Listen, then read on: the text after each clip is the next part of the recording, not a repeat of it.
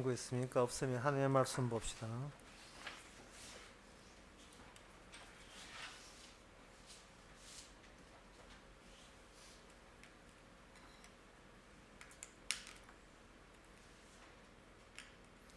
에스겔 42장 1절입니다.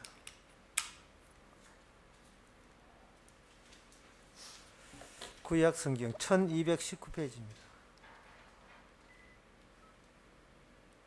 제가 읽습니다. 그가 나를 데리고 밖으로 나가 북편 뜰로 가서 두 방에 이르니 그 두 방 하나는 골방 앞뜰에 떡을 향하였고 하나는 북편 그물을 향하였는데 아멘.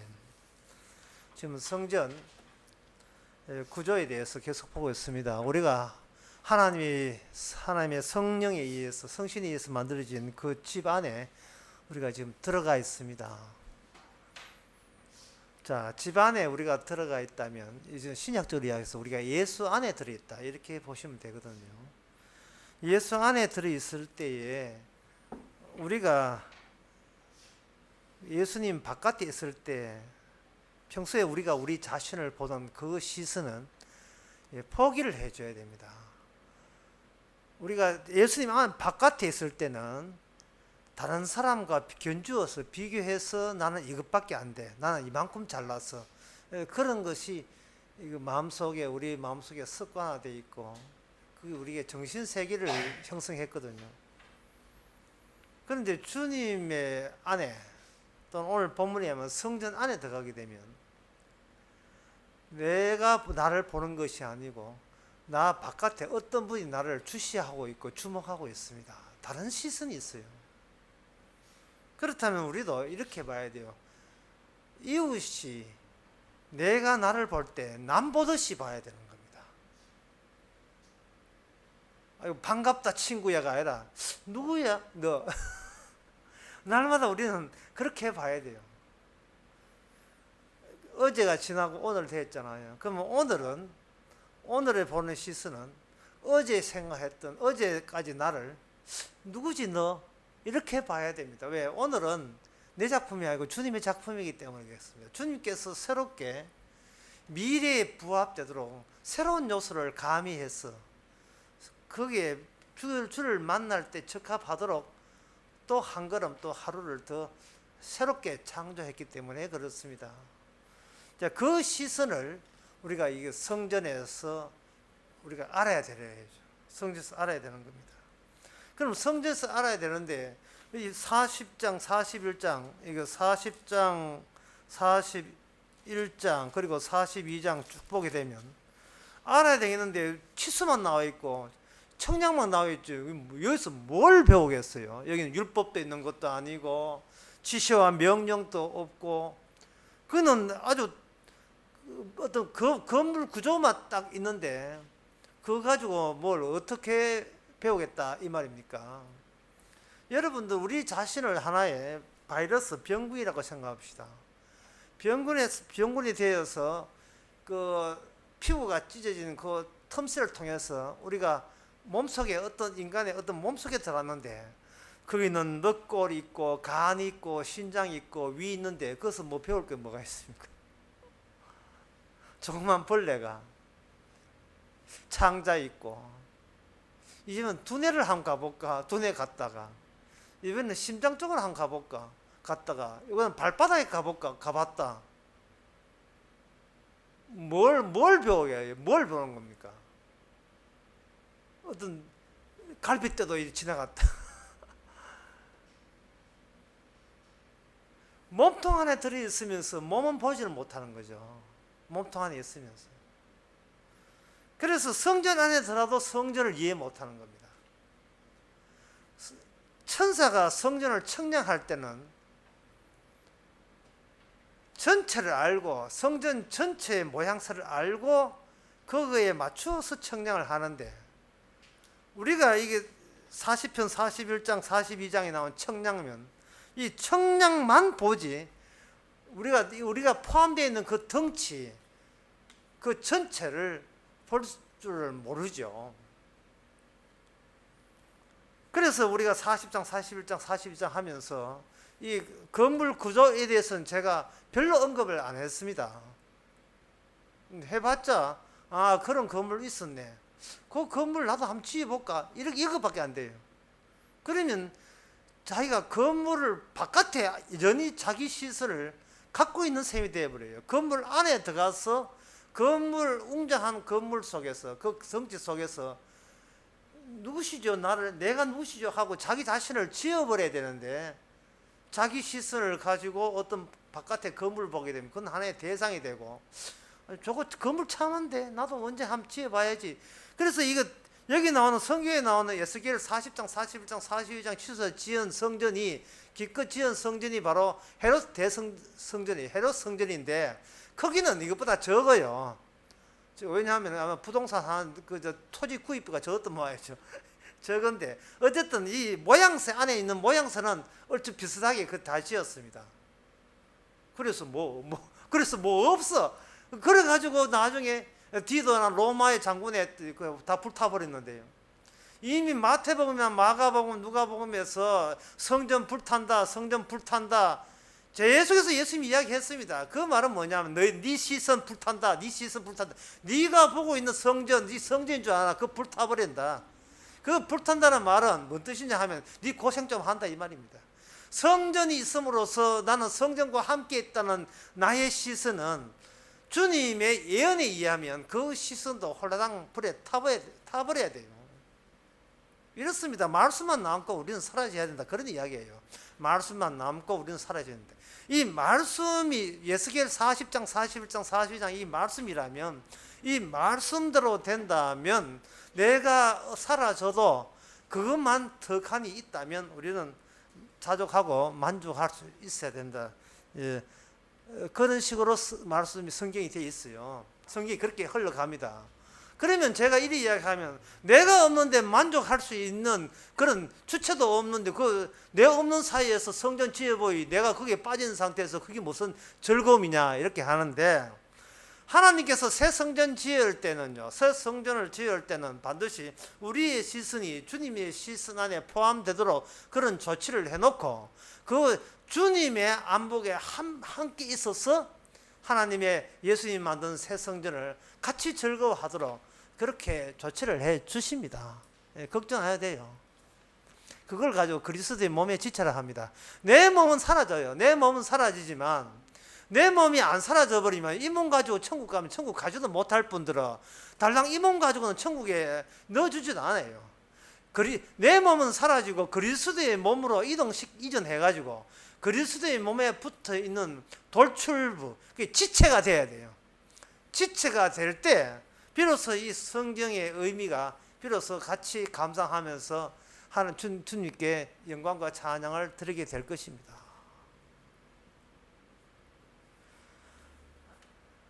그러니 성전이 있다는 것은 결국 우리한테 우리 자신을 제거해도 괜찮아, 니는 없어져도 괜찮아 하는 그 든든함을 우리에게 먼저 주는 겁니다. 그러면 이 성전에 이렇게 청량이 되어 있으니까 이 소재 이 글자로 되어 있으니까 이 어떤 식으로 이 성전이 뭐 치수만 쭉 나오고 이 단박이야 딱 한눈에 팍 들어오도록 어떻게 설명할 길이 없습니까? 라고 하면 왜 없겠어요? 알려드려요? 알려드리겠습니다. 이렇게 보시면 돼요. 사냥꾼이 엽사들 가죠. 사냥하는 사람들. 예, 엽사들이 겨울 되면 수렵하는 사람들. 그 복장을 보게 되면 우선 장총 들고 그 다음에 복장에 보면 옷 입고 여기다가 탄피를 꽂은 옷을 조끼를 하나 더 입죠. 조끼를. 성전이 구조가 뭐냐? 이렇게 탄피 꽂은 자켓이라 그것을 하나 더 껴입는 형식이 성전의 구조입니다.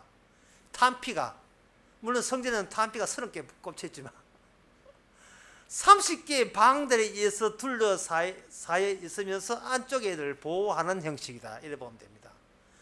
그 안쪽에 있는 조그만한 방, 조그만한 방, 그러니까 이게 19비 한 5m와 10m 합쳐서 15m.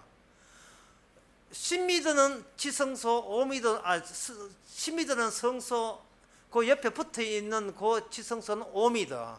예, 그래 성소의 반밖에 안 돼요. 합쳐서 15m 정도, 약간 더 되지만 15m 짓고 15m 저는 그것이 제일 중요한 대목이거든요.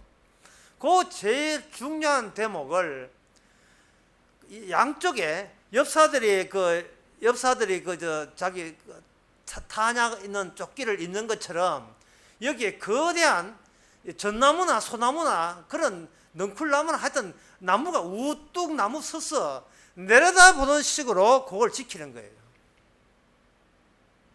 마치 그 애기 하나 이거 요람에 애기 하나 누워 있으면 너스레한 70대 그 전부 다 70 넘으면 늙었다 하면 되겠다. 전부 다 할아버지들 전부 다 아이고 동네 할아버지 할머니 돌아가지고 아이고 애 이쁘다 하고 들여다보는 그러한 정경. 예. 뭐 이렇게 이쁜 애가 있노 다 들여다볼 때. 아 뭐인데 비켜라 좀 나도 좀 보자 할 때 조그만 그곳을 양쪽에서 쭉 지켜보는 거예요. 그 지켜볼 때 방이 30개짜리 3층 건물이 지켜본다고 합니다. 성전은 중요한 것 있고 그것을 지키기 위해서 3층짜리 건물이 이렇게 지켜보고 있고 그 옆에를 뜨락하는데 그 건물 그 옆을 뜨락하고 그걸 제사장 뜨락해요. 제사장 뜰에 또 3층짜리 건물이 있어가지고 또 이렇게 지켜보는 거예요. 여기에 중요한 게 있다는 거예요. 여기 아주 중요한 게 들어있다는 겁니다. 저는 이 40장 설교하면서 이런 이야기 한 적 기억나십니까? 이 성전의 정답은 뭐냐? 성전의 정답은 예수님의 공생애라 하는 이야기 한 적이 있어요. 예수님의 생애. 지금 이 헤롯 대왕은 에스겔에 나오는 요 성전을 그대로 흉내내가 이 성전을 지었거든요. 그런데 문제가 뭐냐 하면은 이렇게 성전을 그대로 하나님의 성신에 의해서 천사와도 청량해야 될 이 성전을 인간이 지었다 말하면 이게 무슨 뜻이냐 하면은 자기가 해답이라고 생각하는 거예요.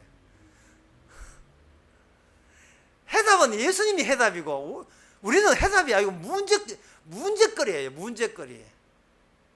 그저 학교에 문제거리 있잖아요. 맨날 담배 피우고 그저 결석하고 하는 문제거리 있잖아요. 우리는 문제거리고 답이 예수님인데 우리가 답이라고 생각하고 내 잘되기 위해서 하나님은 무슨 일을 하시는가 생각하는 거예요. 그러다 보니까 에스겔의 40장, 41장, 42장 이 성전 나오니까 옳다구나. 내가 잘되기 위해서 이런 성전 주셨구나 라고 생각하는 겁니다. 그러면 이 성경 보면서 자 치수는 뭐고 어떻게 해가지고 치수가 이렇게 되었습니다. 넘어갑시다. 뭘 넘어가? 이거 100년 넘어가도 자기는 자기 자신이 주인공인데 뭘 넘어가? 뭘 알았다? 안 게 아무것도 없어요. 반대로 안 거죠. 성경은 요한복음 5장에 있는 말씀 그대로입니다. 성경은 나에 대해서 이야기한 게 아니고 인간에 이야기한 것이 아니고 예수님을 증거하기 위함입니다. 이 성전에 나오는 모든 치수는 예수님의 공생애, 예수님이 이 땅에 하신 그 모든 일을 보여주는 거예요. 자, 그렇다면 그 다음 문제. 성전이라는 게 건물인데 건물과 어떤 인간의 생애와 어떻게 이게 매치가 되고 연결이 되느냐 하는 이 문제가 이제 남겠죠. 여기서 귀한 것이라고 제가 아까 힌트 드린 귀한 것을 누가 지킨대? 제사장이 지킵니다. 그래서 문지기 방도 있지만 문지기 방은 이제 레위 지파겠죠. 어쨌든 그 제일 중앙에 귀한 것이 지성소 제일 귀한 게 있고 그 다음에 24시간 돌아가면서 철학 건물 하는데 근무하는 사람이 뭐냐? 제사장들입니다. 그 제사장들은 자기 업무 직장이에요. 그게 직장입니다. 그게 한 크기가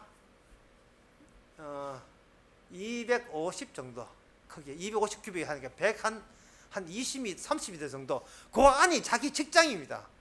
직장이고 그 많은 방이 180개 있는데 그 많은 방에다가 뭐냐 하면은 제사장의 옷 갈아입을 거 그리고 그 뜰에 큰 그 뭐가 재단이 있거든요. 삼청 재단이 있어요. 삼청 재단은 42장 그 중간에 보면 나옵니다. 삼청 재단에서 거기에 매일같이 바쳐야 될 매일같이 바치는 거 가지고 상번제 일상적으로 늘 상번제 일상적으로 번제 다 바치는 제사가 매일같이 아침 저녁으로 계속 드려야 됩니다. 그걸 하려면 거기서 재물에 대해서 재물을 보관하고 그걸 처리하고 거기에 대한 여러 가지 재물 잡는 기구들이 있어요. 불쏘시개부터 해가지고 있고 또 그 재단에 보면 또 그 뜰에 보면 뭐냐 그 재단만 있는 것 삼청 재단만 있는 것이 아니고 거기에 그 솥이 있어요. 물 담는 그걸 물두멍이라 하는데 그 물솥이 있어요. 저기 보면 지금 거기구나. 지금 옛날 그 모세 성이고 하여튼 이게 솔로몬 성전 이후에 그 물두멍이라는 게 있어요. 뭐 황소 10마리가 받쳐 있는 그 대목이 있어요. 그런 거 있는데 제가 이야기하고 싶은 것은 그런 모든 장치가 고정되어 있다는 거예요. 예. 그 자리를 지키고 있는 거거든요. 거기 이게는 움직이지 않아요. 그 자리를 지키고 있다 이 말. 근데 예수님의 공생애는 예수님은 돌아다니잖아요. 무빙 움직인다 이 말이죠. 그러면 이게 어떻게 매치되느냐 하면은 모든 말씀이 완성이 될 때는 이게 매치가 돼요. 죽은 문자가 산 인물로 특정 인격자로 이게 전환되고 변해버리는 겁니다. 말씀이 한 10개, 말씀 적은 카드가 10개 쭉 있다면 뿅 하는 동시에 이게 어떤 사람만 등장하는 거예요. 그리고 그 사람은 깔아놓은 카드에 10개의 말씀을 몽땅 다 이룬 셈이 되고요. 예수님께서 제자들에게 예수님 이 성전 46전 지었습니다. 그거 헐라 내가 살마다 짓겠다. 제자들은 건물 짓는 줄 알았죠. 성전에 고정된 건축 구조물로 딱 그 지짐에 있다는 말은 무슨 뜻이냐 하면 완료되었다, 완성되었다, 드디어 더 이상 움직일 필요 없다 그런 뜻이거든요. 하나의 건물이 그 자리에서 마지막 건물, 마지막 성전으로서 틀을 잡았다는 말은 그거는 모든 말씀의 율법의 완성체가 하나님 쪽에서 제공된다는 이야기입니다. 그래서 예스겔은 인자는 새 성전 오기를 기다렸죠. 왜 새 성전 오게 되면 그게 완성이 되고 그 완성된 그 건축 구원에서 물이 나오고 그 흐려진 물로서 주변에 많은 사람 성읍을 이루고 그 성읍이 바로 제2의 에덴 동산으로 다시 소생이 되는 겁니다. 그럴 때 모든 말씀은 완성이 되는 거죠. 그런데 그렇게 건물 구조 그리고 물이 흐른다 그리고 새로운 업성이 만든다 하는 이렇게 할 때는 이 시선은 뭐냐 하면은 우리 인간 쪽에서 평소에 마을에서 살던 하나의 우리가 일상생활 하던 그 시선으로 표현된 말씀의 완성태가 되는 겁니다. 그런데 이제 시선을 바꾼다 했잖아요. 제가 설교 처음에 시선을 바꾸는 거예요. 시선을 바꿔버리면 그 모든 새 성전 이야기, 건물, 성읍, 물 나오는 것 이게 모든 것이 그림자예요. 모형에 지나지 않습니다. 그림자라 하는 것은 이어보면 실체가 따로 있다는 거예요. 따라서 그러한 이미지는 내가 그런 이미지가 있어야 우리가 마음속에 그려보는 내 당사자가 예수님과 교체가 되면서 사라져 줘야 되는 겁니다. 이 논리가 보통 복잡하고 어려운 논리가 아니에요. 우리는 인간은 뭔가 잃어버린 에덴 동산을 회복하기를 기대해서 에덴 동산 사는 것처럼 우리도 살기를 원하고 있죠. 그게 우리 시선이고 우리의 희망이고 우리의 소망입니다. 주님께서는 우리의 기대의 소망에 부응해서 너희들이 이런 세계 원했잖아 하고 보여주시면서 그런데 이거는 하나의 그림체이거든 하고 찢어버리고 그 찢는 그분이 바로 모든 율법의 완성으로 오신 분입니다. 처음부터 예수님이 오신 게 아니고, 처음부터 예수님이 오신 것이 아니고, 먼저 그림자의 서강의 긴 그림자처럼 그림자부터 깔고 가는 것은, 인간들이 어떤 점에서 이 땅에 살아가면서 어떤 점에서 실패했고 어떤 점에서 실수했고 어떤 점에 범죄했는가를, 그거를 이 인간이 사는 세상에서 충분히 드러내 줄 필요가 있는 겁니다. 인간은 실수하고 실패할 때, 그래 지금이 아니고 나중이야 라는 어떤 희망을 품게 될 겁니다. 그 희망의 끝자락에다가 주께서 말씀이 완성되는 새 성전을 거기다 조감도를 거기다 배치를 했거든요. 그러니까 그걸 보고, 지난 시간에 설교한 거죠. 그걸 보고 사람들은, 그래 우리가 성전 있었는데, 참 좋은 성전 있었는데 우리의 우상 숭배 때문에, 우리의 죄 때문에 그게 불타버렸구나. 역시 우리는 안 돼. 그런데 에스겔을 통해서 진짜 성전이 오신대. 그래, 그럼 우리가 희망이 있는 거야. 어서 그 성전을 와서 서민하는데, 에스겔을 통해서 새 성전을 완성되기 때문에 청량하거든요. 이미 준공 허가가 났기 때문에 청량한다 이 말이죠. 준공 허가가 난, 하나님의 허가가 난 그 성전을 이렇게 둘러보면서, 야 좋다. 근데 여기서 물까지 나와. 나중에 좀 나오죠. 그 나중에 45장 보면 그까지 물이 나오고, 거기서 제사가 드려지고, 여기 돌아가신 다윗 임금님이 살아서 그거 들어오고요. 진짜 하나님의 약속은, 우리는 실패했는데 하나님은 자기 약속을 자기가 스스로 완료시키는구나 하고 기뻐하면서 나중에 예수님 오시게 되면 그 기뻐하는 그것이 하나의 영광 무대였다는 거예요.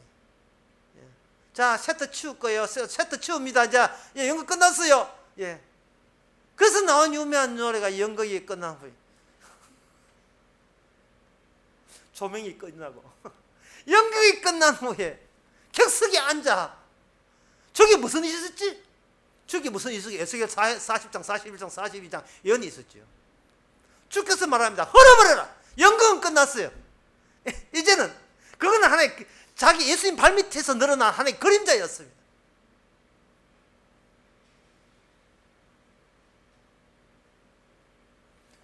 주님이 우리 안에 들어오면 성전입니다.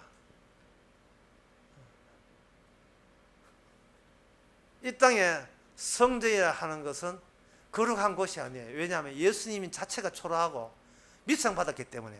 밉상 받는 자가 성전입니다. 주님 복음 때문에 욕도 먹는 사람이 성전입니다. 아직도 유대인들은 인간의 예술과 건축술과 인간의 재능을 다 동원해서 그들의 시선에 보이기에 아름답고 거룩해 보이는 어떤 건축 구조물을 성전이라고 여깁니다. 지금도 그들은 서쪽 벽을 두고 이렇게 하면서 통곡의 벽이라 해가지고, 지금도 어서 메시아가 오셔가지고 이 팔레스타인 쫓아내시고 이 IS 다 죽어버리고 이스라엘 이렇게 아직 기도하고 있어요. 아직도 미국의 유대인들은 돈 버려가지고 거기다가 돈 갖다 대고 송금하고 있고. 이 모든 것은 나를 남보듯이 보지 못하고 내가 원하는 대로 하나님이 맞춰서 성경 말씀대로 달성하기를 바라는 거예요. 7년 대의 환란도 마찬가지고 전부 다 이런 엉터리 같은 해석이 나오는 이유가, 내 살기 위해서 예수님이 있다는 겁니다. 내가 답이고 주님께서는 이 답을 답답게 만들어 달라는 겁니다. 그러나 하나님은 그게 아니고, 네가 답이냐? 그래, 답으로 해가지고 네 한번 살아봐라. 성경 말씀과 맞는지. 그래서 유대인들이 자기가 답이라 여기고 성경 말씀 지켰는데, 그 지킨 유대인들이 누굴 살해했습니까? 예수님을 살해한 거예요. 예수님이 답이고 우리는 골칫덩어리지요. 답을 답인 줄도 모르고 지 나름대로의 하나님을 상을 만드는 우상 숭배자였던 겁니다. 성전의 그 귀한 것이 왜 제사장들이 그 많은 방에서 옷 갈아입고 그 세교대를 하면서 근무하고 그 이방인들 그 전부 다 모두로 하는 거거든요. 이 41장 1절에 보면 그를 나래되고 나가 북편 가서 두 방에 이르니 이 두 방이 어떠냐? 한쪽은 안쪽을 보고 있고 한쪽은 바깥쪽에 보고 있는 방이 두 개가 있어요. 이 말은 들어오지 말아야 말이죠. 예? 어딜 여기 제사장 위에는 들어오지 마세요. 이런 뜻이다 말이죠. 제사장 위에는 더러움과 거룩함을 딱 구분하는 겁니다. 여기는 제사장 위에는 못 들어옵니다. 딱 하는 거예요. 이것이 예수님의 공생에서 어떻게 하냐 하면 아버지가 보내지 않으면 아무도 내게서 올 수 없다. 그 이야기입니다. 이것이 더 나아가 베드로전서 2장에 보면 너희는 왕같은 제사장이요. 이 이야기거든요. 그러면 여기에 포인트가 뭐냐면 과연 진짜 중요한 게 뭐냐? 진짜 중요한 게 뭐냐? 도대체 성전이 마지막 율법의 완성이라는데 왜 성전이 율법의 완성이냐? 라고 한다면 그 안에 중요한 게 있다고 했습니다. 글쎄 그 중요한 거 하지 말고 그게 왜 중요하면 중요한 게 뭐냐 이 말입니다. 그 중요한 게 뭐냐 하면 출애굽기 25장 23, 22절에 보면 내가 너를 만난 장소예요. 만남의 장소예요. 만남의 장소. 고속도로 휴게소에 만남의 장소 왜 그리 많은지. 톨게이트보다 만남의 장소. 하나님과 이 천지를 만드신 하나님이 만남의 장소가 당군의 자손도 아니고 미국도 아니고 필리핀도 아니에요. 오직 이스라엘이었습니다. 그 이스라엘도 그냥 이스라엘이 아니고 속죄소 증거궤가 있는 두 그룹 사이에 두 천사 사이에서 내가 이스라엘 자손을 위해서 내게 이르리라. 내가 너와 만나고 22절 하나님의 언약궤 증거궤 조그만 그 상자 그런 상자 30cm짜리 그 상자 위에서 만나자. 하나님 만납시다. 상자 위에서 만나자 이 말입니다. 예. 아니 카피베네 말고 상자 위에서 상자 위에서 만나자. 하나님 왜요? 그 상자 안에 뭐가 들어있냐 하면 니는 두 번 다시 나를 만날 자격이 없다는 그 증거가 들어있기 때문에 그래요. 니는 나를 만날 자격이 없어. 그래서 네가 나하고 만나자 하고 요구할 입장은 뭔데? 하지만 내가 아버지께서 내게 주지 않으면 아무도 올 수 없다는 것처럼 하나님께서 예수님을 만나라고 이 땅에 출생한 사람이 있어요. 그건 주민등록에 그 번호로 안 되어 있습니다. 주민번호로서는 아버지가 보낸 사람과 마귀가 보낸 사람과 구분이 안 돼 있어요. 예. 0553 안 돼 있어요. 또 내 주민번호가 또 사기칠라. 안 돼 있습니다.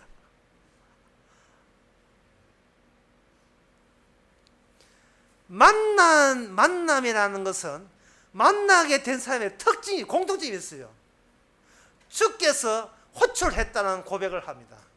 주께서 호출했다. 기도했다는 만나고 열심히 했다는 만나고 헌금했다는 만나고 그런 거 없습니다. 열심히 다른 박자를 만나고 없습니다. 다른 박자 해도 안 만나고 원해도 안 만나줘요. 다만 만날 교회는 뭐냐? 네가 네 쪽에서 어떤 시도와 행위를 했는 게 아니라 오직 행위 없이 그냥 은혜로 불쌍히 여기서 만나주는 사람만 만나게 됩니다. 그걸 사도 바울은 영생주기로 작정한 사람이라고 합니다. 영생주기로 작정한 사람. 그 사람은 그렇게 만나는 사람의 특징이 뭐냐 하면 그 만남의 장소를 중요히 여긴다는 특징이에요. 만남의 장소가. 어떤 조건이 있는데 그 조건은 내가 만든 조건이 아니고 주님께서 만들어진 조건이 되는 거예요. 오늘 아침에 우리 교회 어떤 분이 질문을 했지요. 야고보스에게 행함 없는 믿음 할 때 그 행함 믿음이 뭡니까? 라고 이야기했죠. 조건을 행함 있는 믿음의 그 행함의 조건은 하나님 쪽에서 제시한 것이지 우리 쪽에서 만들어 놓은 게 아니에요. 아브라함은 만남의 장소가 자기 아들을 죽는 그 장소가 만남이었고, 기생 라합은 이스라엘 속에 움직이는 언약궤가 만남이에요. 자기 나라는 언약궤가 없으니까. 자기 나라는 언약궤가 없어요. 아무리 예국 선수에서 예, 애국 선수가 한국 축구를 탐내도 그날에는 손흥민이가 없습니다. 박지성이가 없어요. 손흥민이가 있는 것은 대한민국 그 축구팀이지. 언약기가 기생을 하고 자기의 17성 사람인데 그쪽에는 언약기가 없어요. 만남의 장소가 없습니다. 만남의 장소가 그 어딥니까 물으면 네가 깨지면 돼요. 네가 실패자고 너는 죄인인 죄에 됐으며 나는 살가치도 없는데 매일같이 주께서 살려낸다는 그런 고백을 한다면 그 장소, 그런 고백이 나오는 그 출처가 주님과의 만났기 때문에 나온 고백입니다. 다른 고백은 다 거짓말입니다. 교회요, 그건 소유 대상이에요. 예.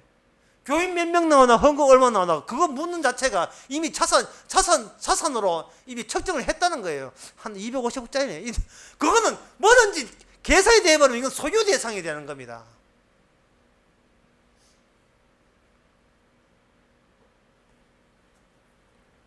소유한다는 것은 뭐냐? 내 쪽에서 교회를 바라보고 주님을 바라보고 있다는 뜻이에요. 내가 사라진 장소에서 이미 해답 대신 예수님을 받아들이는 그것이 성전인데, 이 괜찮은 내가 어느 교회 가면 구원받습니까? 이래 돼버리면 이건 바로 이스라엘 그 유대인들이 바리새인 예수님을 죽였던 그들이 하는 사고방식과 동일한 사고방식이 되는 겁니다.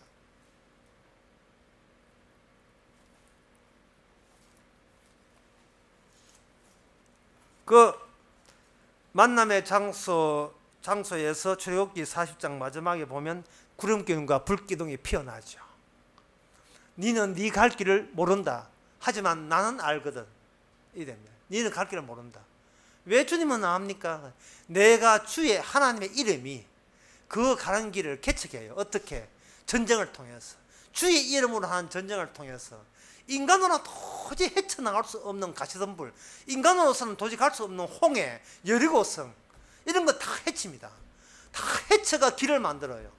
그런데 베드로가 가고자 했던 마지막 거, 목숨 바치겠습니다. 주님 따라가게 하소. 오지 마라. 니는 목숨 바쳐도 못 간다. 이거는 베드로뿐만 우리도 마찬가지고, 목숨 바쳐도 못 갈 정도로 우리는 갇혀 있는데 그것을 주께서는 처소를 마련하게 되면 내가 다시 올게. 그 길이 뭐냐? 성령입니다.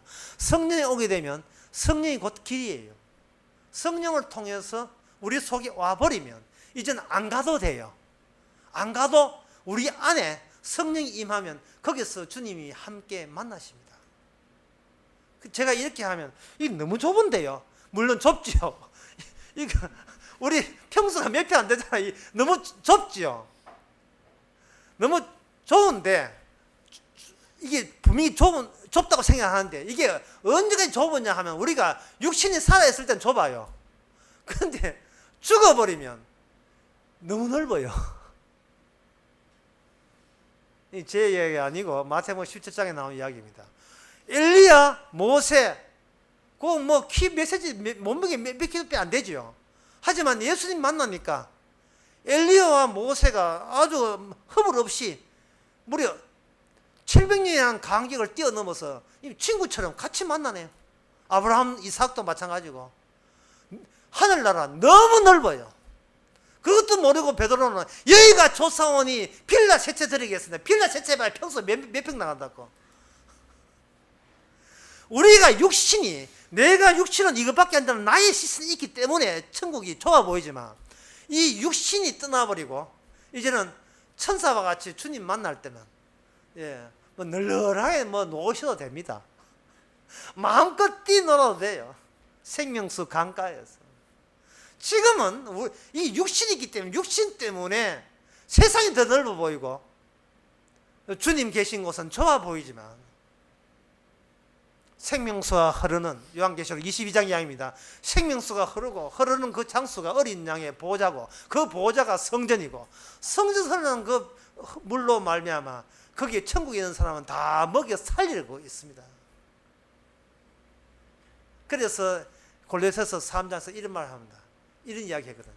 너희는 이미 죽었고 우리의 시선도 소용없고 네 시선 보지 말고 너희의 생명은 하늘에 있는지라. 하늘에 있다해서 너 자신을 다시 보라. 그러면 네가 볼 때 남같이 느껴질 것이다. 네 몸이 아니고 주께서 창조해 나가는 매일같이 주님의 자신의 몸을 자기 쪽으로 릴 낚시처럼 이렇게 감아서 잡아 당기는 모습으로 하게 되게 된다면 그렇게 좋아 보이는 이 세상도 별로 좀 비좁아 보이고 참 별로 재미있는 일도 별로 없을 거예요. 물론 맛있는 것은 흔히 버티지 맛있긴 맛있죠. 뭐 그것보다 더 맛있는 게 있으니까. 아이고 이야기 듣고 상처받아 가게 내가 가서 아픈데 고맙다는 이야기를 한 거예요. 제가 참 고맙습니다. 생기면 또 주세요. 하도 갑질하게 하도 고맙습니다. 하지만 이것보다 더 좋은 것이 있다는 것. 길은 주께서 날마다 우리로 하여금 동일한 고백, 이것은 주께서 그렇게 하셨습니다, 하고 있습니다 하는 고백을 통해서 주께 자기 쪽으로 잡아당깁니다. 그것이 새 성전입니다. 기도하겠습니다. 하나님 아버지, 우리 자신이 성령이 임하면 그리스도 전이라고 분명히 고린도전서 3장에서 이야기했음에도 불구하고 우리는 아직도 무슨 뜻인지를 모르고 그냥 예배당 교회가 성전인 줄 알았습니다. 이제는 내 시선을 구겨버리시고 베드로처럼 새채 짓는 철없는 이야기 하지 말고 주께서 만들으시는 인생인 것을 늘 깨닫게 하옵소서. 예수님의 이름으로 기도합나이다. 아멘. 찬송가 475장 합시다.